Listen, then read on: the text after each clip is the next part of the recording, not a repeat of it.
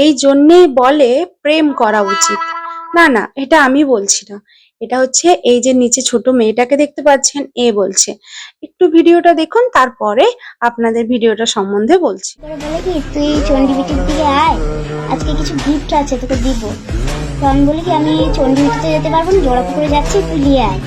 তো নিয়ে এসছে, আমি গেছিলাম, একটু এগিয়ে গেছিলাম আর কি। এই জন্য বলে জীবনে ফার্স্ট প্রেম করা উচিত।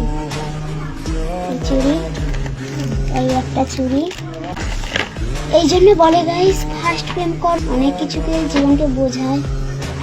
তো এটা আমি মনে করছি না খারাপ জিনিস, তো এটা অনেকের মনে করে খারাপ ভালো ইত্যাদি ইত্যাদি। তো আমার তোমাদেরকে বলেছি আমি যদি বুঝতে অল্প কিছু পারি, আমি যথেষ্ট বুঝতে পেরেছি। তো চিঠি লেখা বা রক্ত দেওয়া যা তা ব্যাপার না, ওইটা যে ছেলে করতে মানে অনেক অন্য ছেলের ব্যাপার আলাদা, ওর ব্যাপারটা আলাদা। আমি যাচ্ছি ফার্স্ট প্রেম কর, কিন্তু উল্টাপাল্টা কাজ করো না, যাতে সংসারের অপর দিকে যাবে। ফার্স্ট প্রেম করা উচিত, এটা প্রতিটা ভালো হয়, এটা আমার এটা লাগছে। আর তোমার জন্য বলা বা তোর জন্য, আমি যে তোকে তুতা করি, তোর জন্য বলা বা তোমার জন্য বলা, আমি আমার জীবন দিয়ে হলেও এই জিনিসগুলো মানব। সে কিনা এখন থেকে প্রেমের উপদেশ দিচ্ছে, যার এখন পড়ার বয়স। এই জিনিসটা না অনেকেই কিন্তু বলছে, কিন্তু তার আগে একটা জিনিসও ভাবতে হবে যে এদের মাথায় এই ধরনের বুদ্ধিগুলো আসছে কোথা থেকে। কথাতেই আছে ছোটরা কিন্তু বড়দের দেখে কিন্তু শেখে।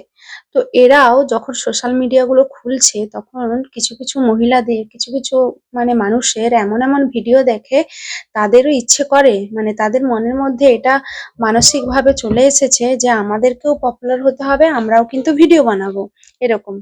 Dipa, I am making a video.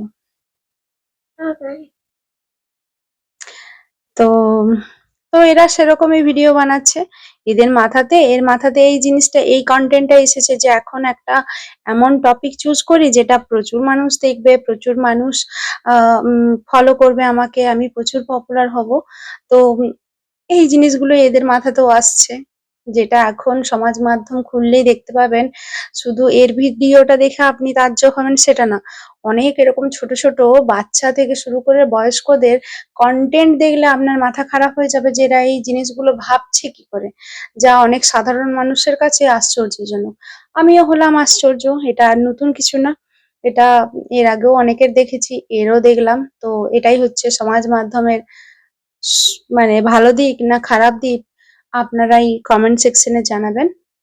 যারা আমার ভিডিও দেখছেন, আপনার বাড়িতেও যদি এরকম ছোট ছোট বাচ্চা থাকে, তাহলে একটা কথাই আমি বলবো যে বাচ্চাটা কি ধরনের কন্টেন্ট বানাচ্ছে বা তারা কোন ধরনের ভিডিও কনজিউম করছে, সেটা কিন্তু অবশ্যই নজরে রাখবেন, কারণ এই সমস্ত জিনিস তারা ওই কন্টেন্ট ক্রিয়েটরদের কাছ থেকেই শিখেছে এবং তারা তাদের জীবনেও অ্যাপ্লাই করছে। তো এটুকুই বলবো।